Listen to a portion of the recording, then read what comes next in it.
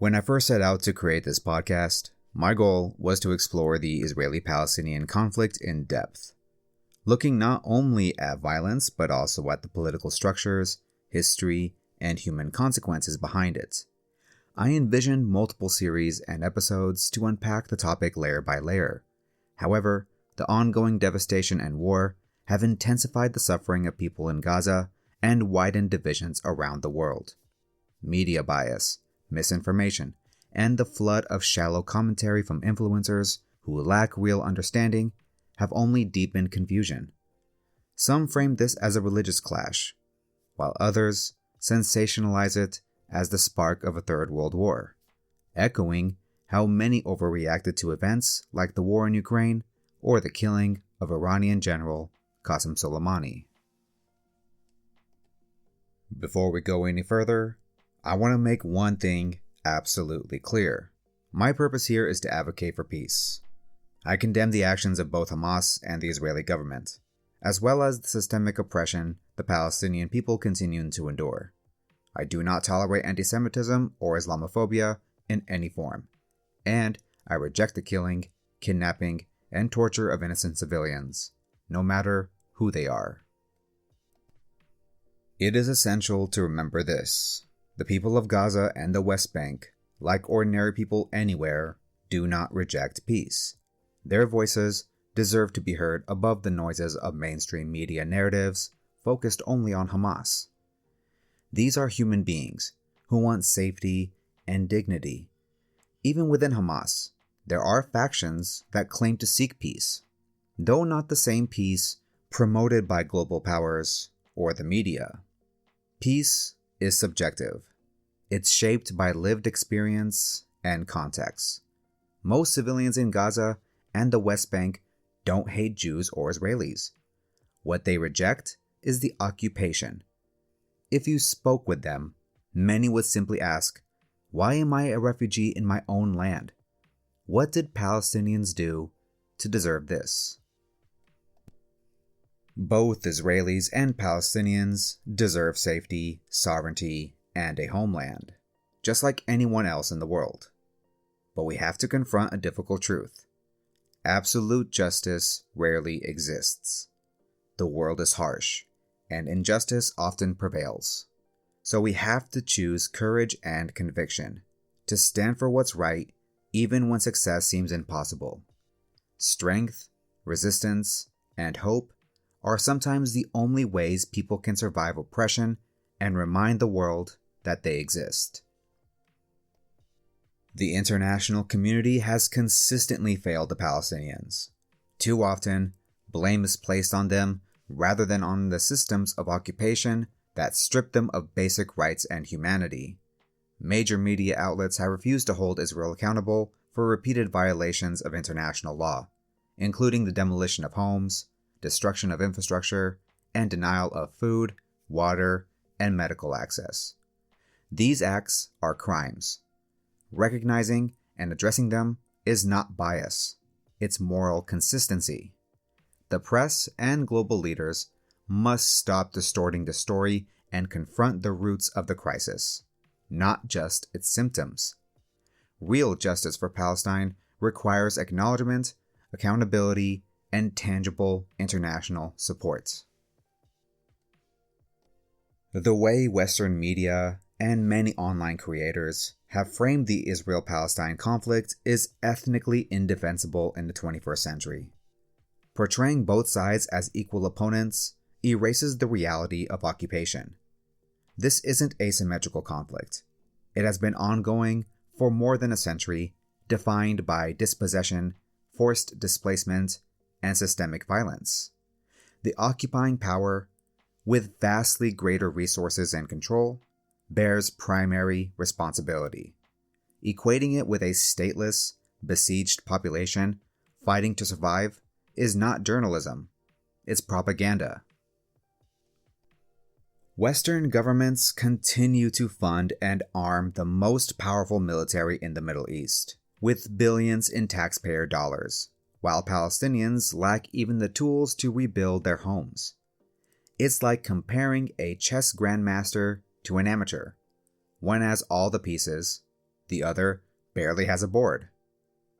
Power defines this relationship, and impunity sustains it. Israel acts without meaningful consequences, while Palestinians face collective punishment for simply existing. There is no symmetry here, morally, militarily, or politically.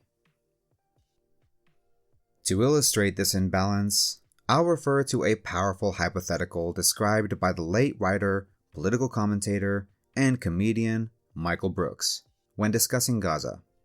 Imagine millions of Jewish refugees relocating to the West Bank and Gaza. Suppose an Arab government takes control of Jerusalem and Tel Aviv, walling off the Jewish population in an open-air prison like Gaza, bombing their neighborhoods, cutting off food, water, and electricity, and declaring that Jews must be sent back to the Middle Ages. That's not an exaggeration. An Israeli official, Matan Vilnai, said exactly that about Gaza in 2008.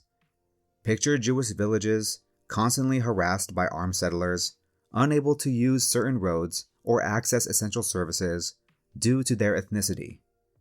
In that reverse scenario, the world would almost certainly recognize their suffering and their right to resist. That thought experiment exposes what this conflict really is.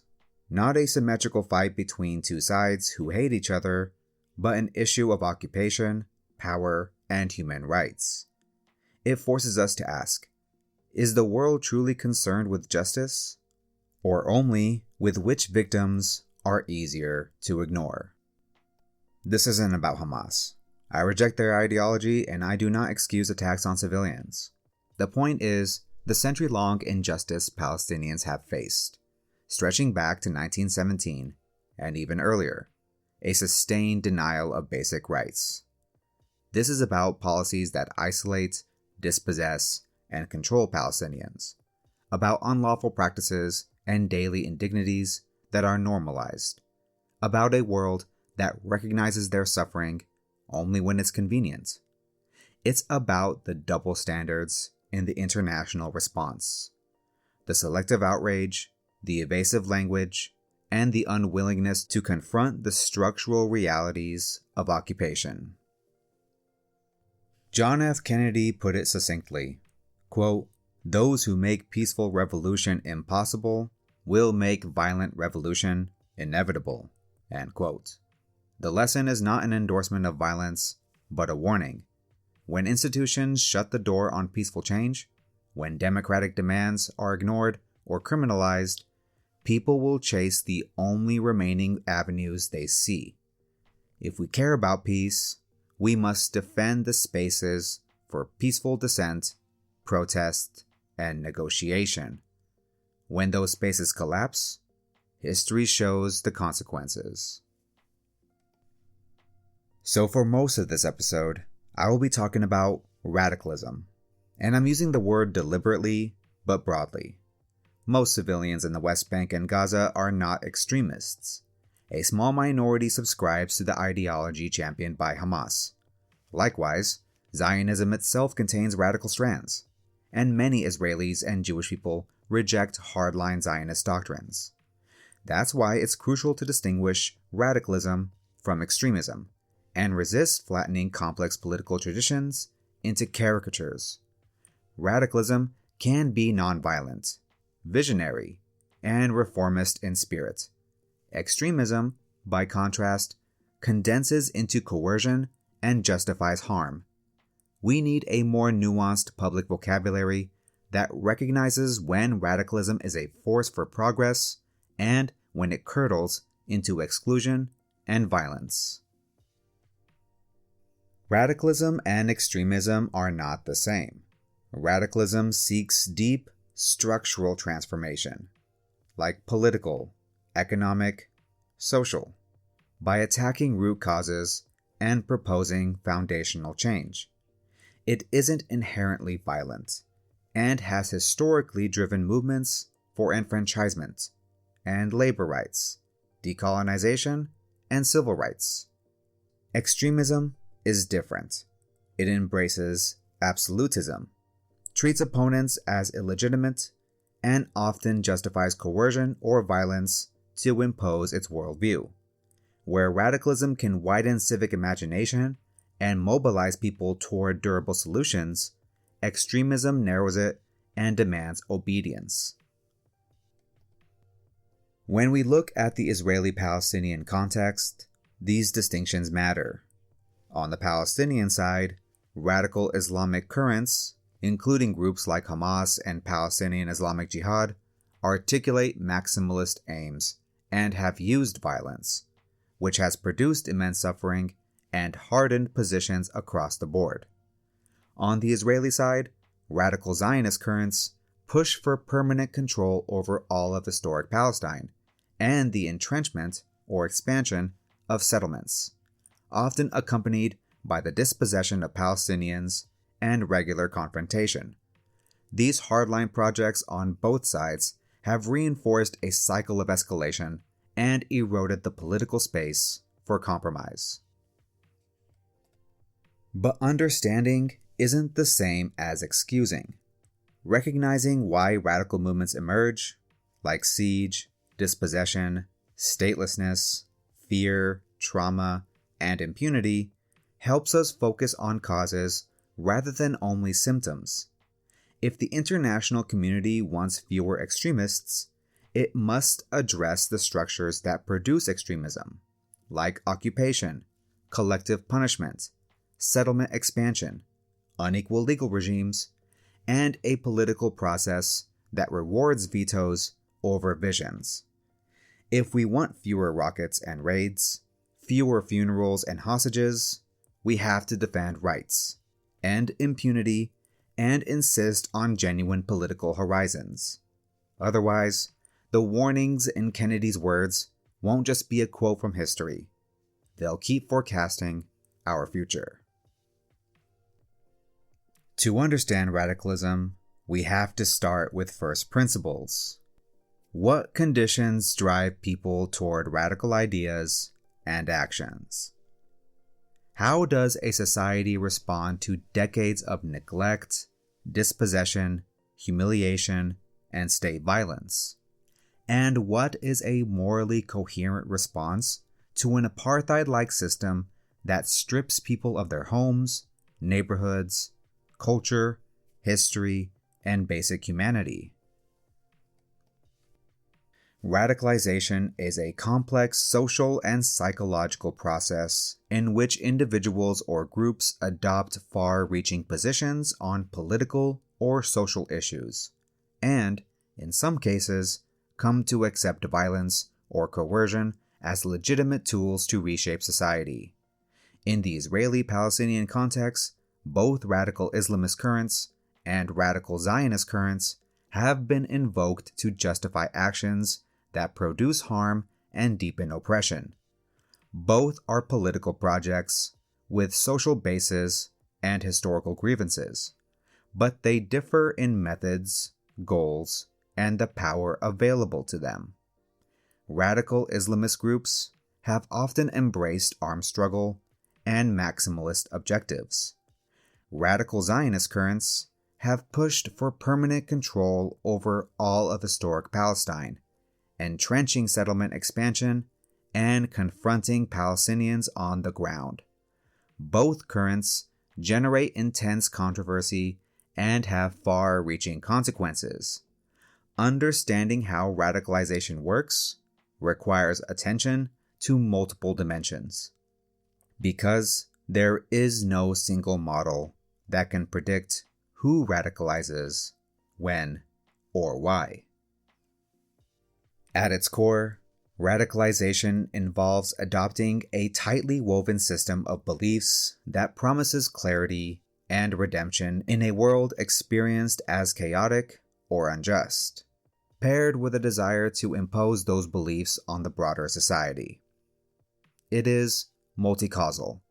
Material deprivation and state collapse can create openings for radical movements to provide services, authority, and identity where states fail. Experiences of humiliation, trauma, and dehumanization, like at checkpoints, under bombardment, amid dispossession can be catalytic. Religious narratives can supply meaning, vocabulary, and moral certainty. Cultural conflict and status anxiety can harden group boundaries and make compromise feel like betrayal. None of this causes alone is determinative. Together, they create a combustible environment.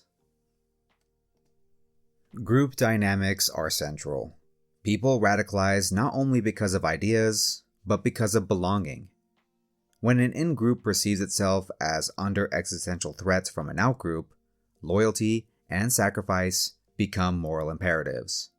Charismatic leaders accelerate this by simplifying complex realities into clear moral binaries, transforming grievance into mission. The resulting bonds, forged in secrecy, danger, and shared hardship, can be stronger than those of ordinary civic life, giving adherents purpose and identity that are hard to replace. Modernity and globalization often intensify these pressures. Rapid social change, displacement, and digital echo chambers can produce a sense of dislocation and loss of meaning. Where traditional institutions fail to provide dignity or mobility, radical ideologies step in with a totalizing story: who you are, why you suffer, and what must be done. Wars, sieges, and occupations act as accelerants. They compress time, escalate fear, and reward hardliners who promise protection and revenge over gradualists who promise reform and patience. Ideology matters because it converts pain into politics. It offers a framework that justifies action, identifies enemies, sanctifies sacrifice, and binds the individual to the collective. Personal histories, like bereavement, humiliation, carceral experiences, and social isolation, all interact with ideology to shape trajectories. The same event can demobilize one person and radicalize another, depending on context, networks, and psychological resilience. There are many pathways into radicalization. Some people self-radicalize through media consumption and online communities that normalize extreme views. Others are recruited by organized groups that provide training, resources, and social support. Educational and religious spaces can, in rare cases, be captured by hardline actors who launder extremist messages through familiar language. Peer networks like friends, family, neighborhood influencers often matter more than doctrine. People who return from conflict zones can import hardened worldviews into their communities. Prisons can function as incubators where grievance, protection rackets, and ideological tutoring intersect. Across these pathways, 3 elements typically recur: a motivating grievance or personal wound, an ideological frame that makes sense of that wound and prescribes action, and a social milieu that normalizes and rewards commitment. If our goal is to reduce harm and de-escalate, then our analysis must be consistent. We can condemn acts of violence unequivocally while also naming the structures, like occupation, segregation, collective punishment, legal inequality, and impunity, that make radicalization more likely. Preventing radicalization is not a sermon. It is policy. It means expanding political rights, ending practices that degrade and dispossess, ensure accountability for abuse, creating real horizons for dignity and mobility, and protecting the civic spaces where peaceful change is possible. Where peaceful avenues are blocked, the logic of radicalization becomes self-fulfilling. Where they are defended and made credible, the logic weakens. Understanding radicalization is essential if we want to prevent and counter extremism. Because radicalization is multifaceted, responses must be nuanced and consistent, addressing both the deep structural causes and the specific mechanisms that pull people toward militancy. Prevention and intervention are not peripheral. They are the core of any credible strategy to reduce violence and strengthen social cohesion. Radicalism's impact in Gaza is shaped by the territory's unique conditions. It is one of the most densely populated places on Earth, under blockade and repeated bombardment, with constrained mobility and scarce opportunities. In such a confined environment, where everyday life is saturated by checkpoints, surveillance, shortages, and grief, radical ideologies find oxygen.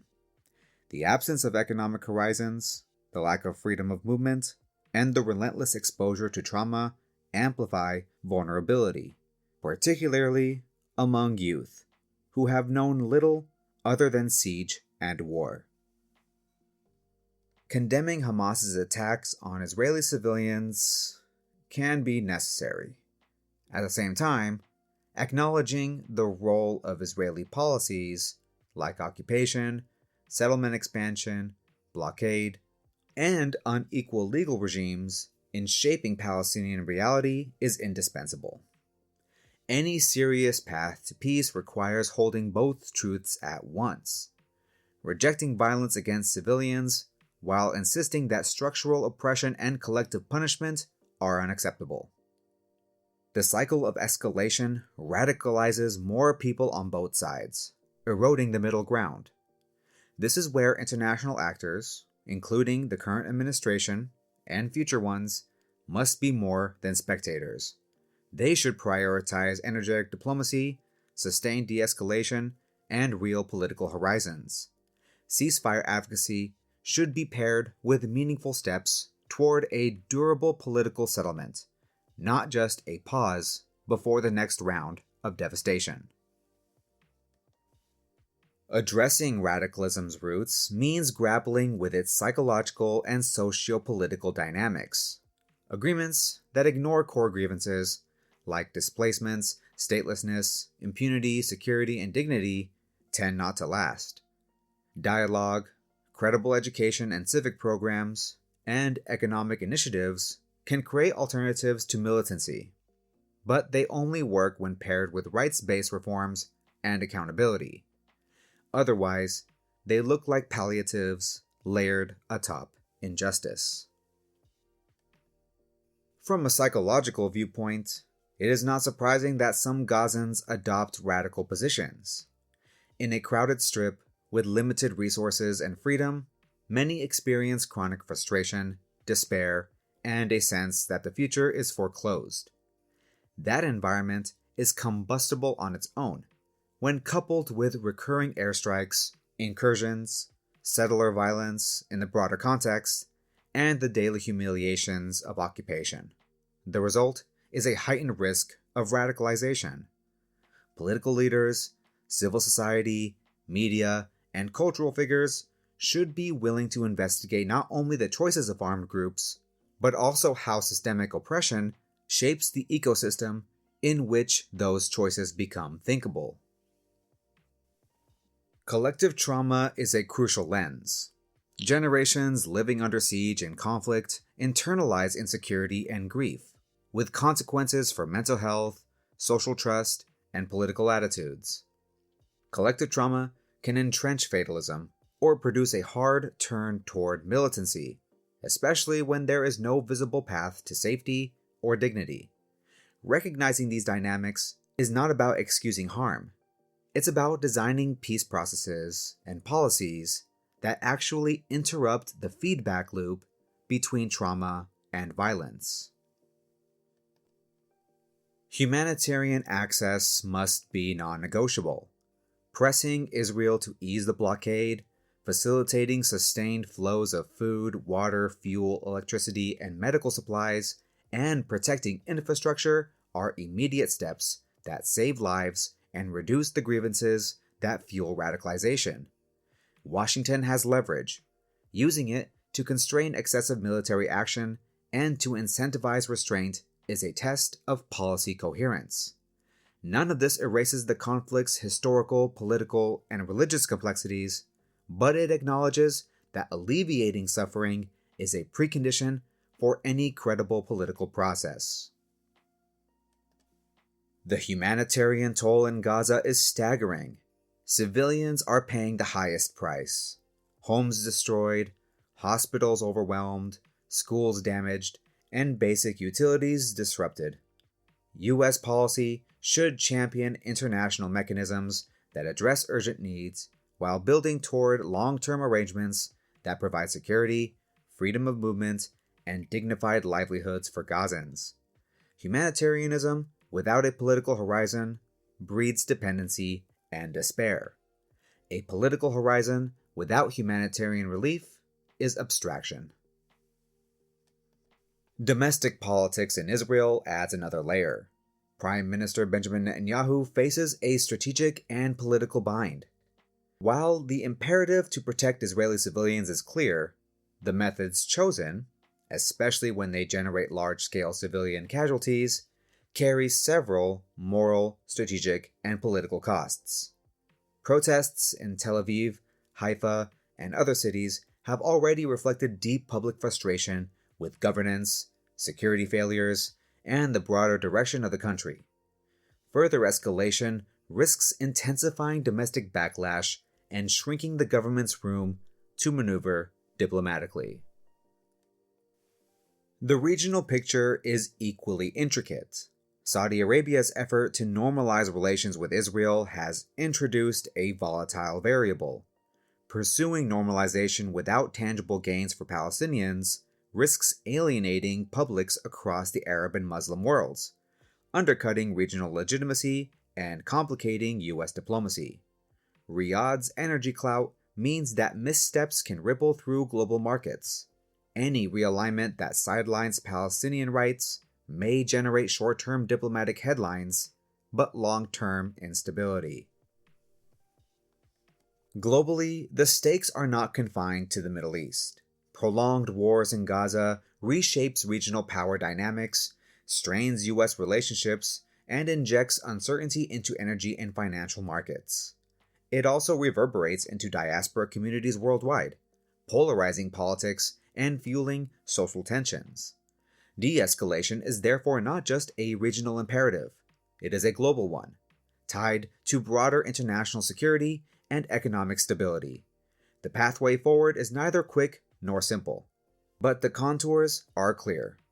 Immediate humanitarian relief, restraint and accountability, inclusive diplomacy that engages all relevant actors, and a credible political horizon that replicates repeated catastrophe with a just and durable peace. So that means addressing the psychological toll of life in Gaza must be essential.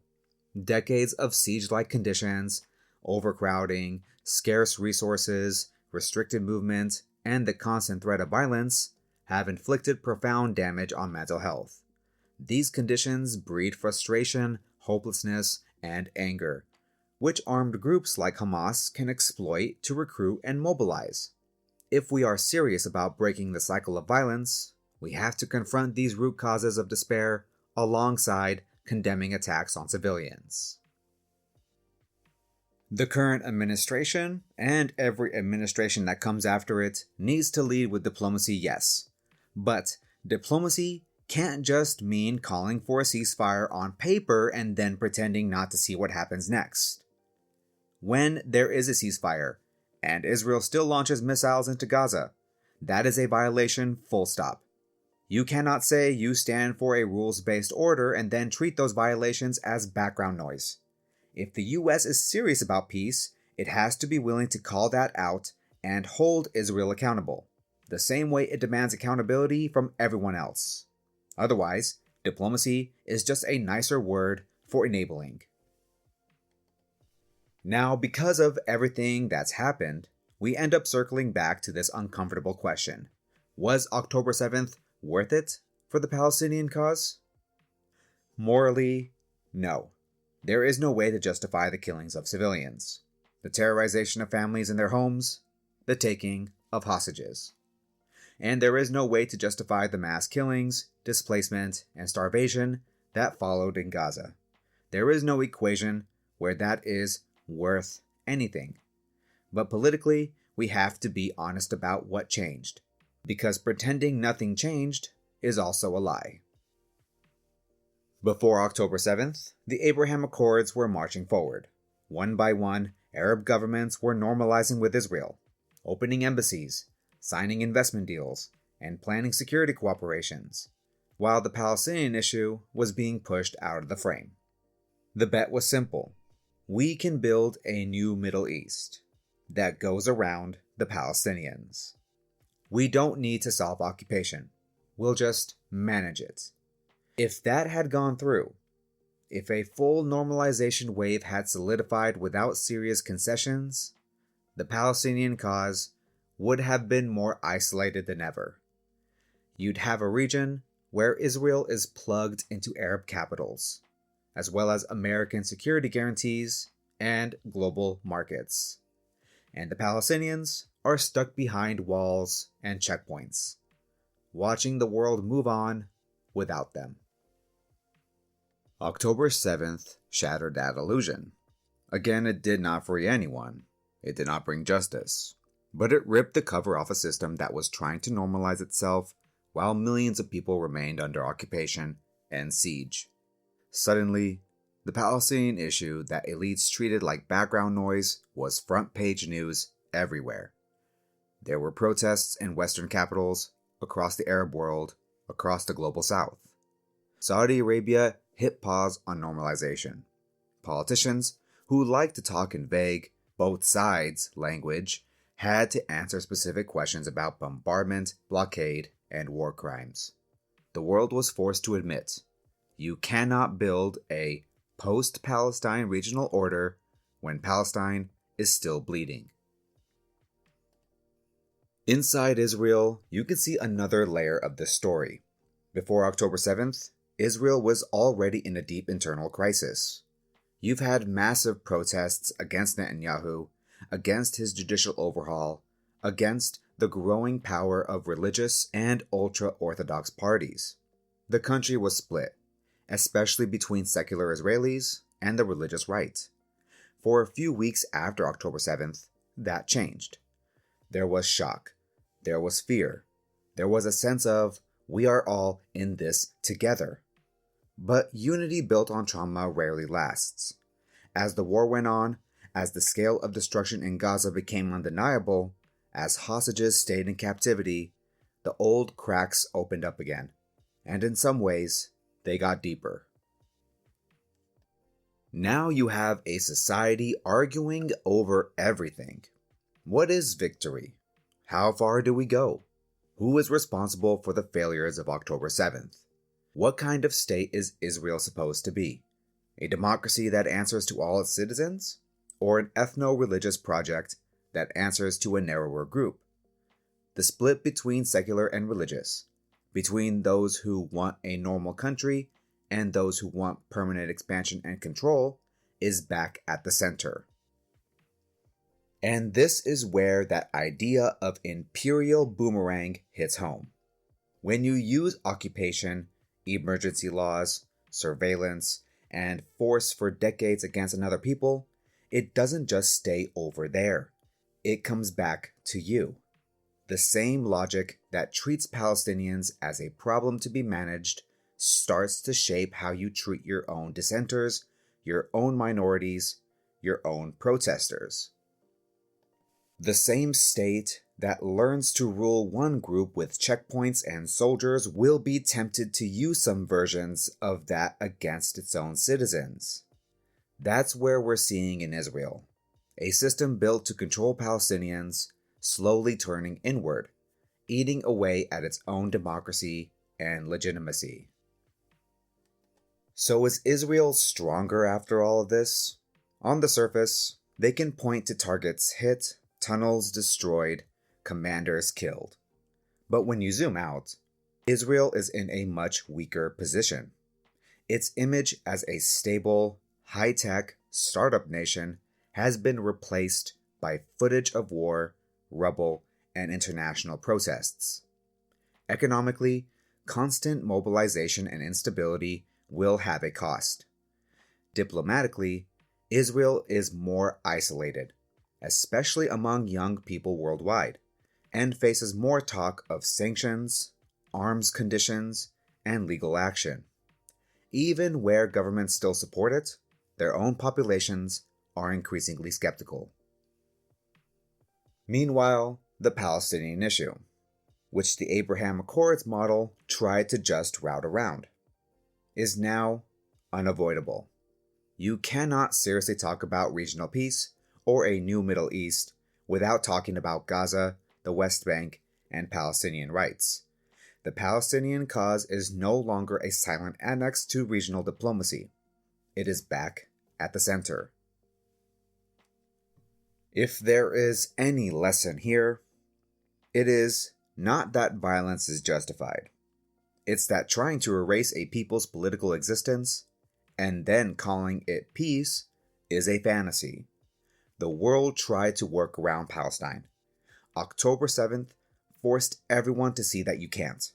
The only real way forward, for Palestinians, for Israelis, for the region, is to finally deal with the core issues. A people who have been denied their rights for generations, and a global system that told them to wait quietly while everyone else moved on. As we conclude this episode of the Diplomacy and Discourse podcast, we reaffirm our unwavering commitment to peace and our condemnation of all forms of violence and oppression. The goal must be a future where Israelis and Palestinians can coexist with dignity and equality, free from the cycles of retaliation, radicalism, and despair that have defined too much of the past century. We deeply appreciate your time, attention, and thoughtful engagement. If you found this discussion informative and illuminating, please consider supporting our work by liking this video, subscribing to our channel, and leaving a review on your favorite podcast platform. Your feedback and participation are the foundation of our growth, helping us reach a wider audience of curious and engaged listeners around the world. For questions, reflections, or suggestions, you can reach us anytime at diplomacyanddiscourse@gmail.com. Thank you, as always, for being part of this community. Your support is invaluable, and we look forward to many more conversations that challenge, inspire, and expand our collective understanding. Until next time, take care, stay curious, and continue exploring the ever-evolving landscape of diplomacy and discourse.